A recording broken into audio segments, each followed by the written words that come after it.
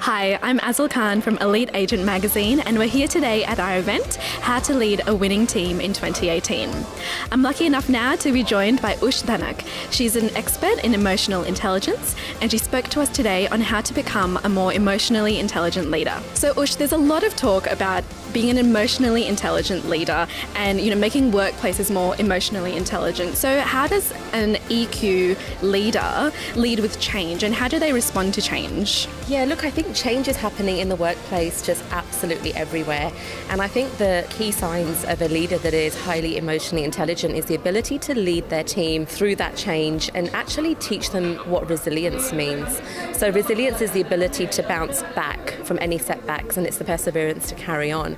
And I think in change, what happens is teams are unsettled. If there's not good communication, they don't really know what's happening. They're a bit lost.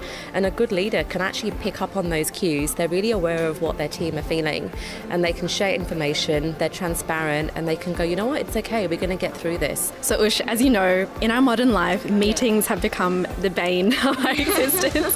So how can a leader with a high EQ conduct a really effective meeting? What I've been encouraging my clients to do is to have stand-up meetings. So it's to have a meeting every morning, and it should be no more than 15 minutes. And you literally go around, and the question is, all right, what is your biggest win? So get everyone to share their biggest win and really celebrate that success of that win for the team. And then the second question they go around is, what is the struggle for you this week? So you've really got the win that you celebrated with them there and then on the spot, and then you found out what challenge they have. And if that challenge is something that needs to be worked on, what I suggest is take that offline and create a separate meeting one-on-one with that person to have that challenge. And that way you're having 15 really productive minutes in the morning to the start of each day. It energizes the team, it makes sure everyone's turned up and no one sits down.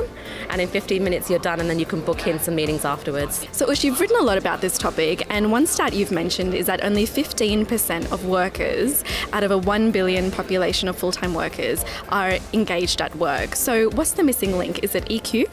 Yeah, the mistake that's happening is people are hiring managers or people leaders based on their technical ability, which obviously means an increase in IQ.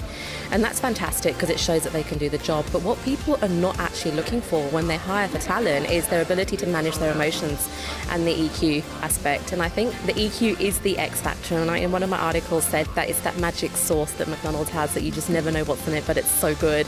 And you look at a people leader who's got higher EQ and you go, there's something about them, I don't know what it is, but it's that X factor. So I think we just need to really educate businesses to go, when you're hiring, please don't make it all about their technical ability to do that job. That stuff can be taught, but what's difficult to really gauge and look for is that EQ.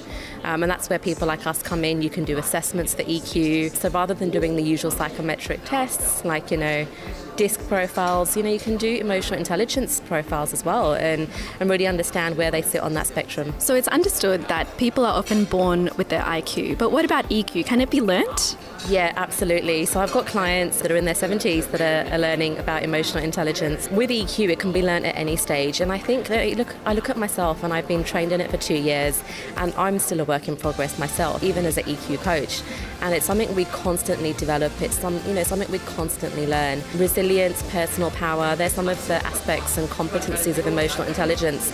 And it's not something that can be learned overnight. It's like training, it's like fitness, it's using a muscle, and it's building that over time. But anyone can learn it. As always, thank you so much, Ush. It was so interesting to chat to you. Thanks.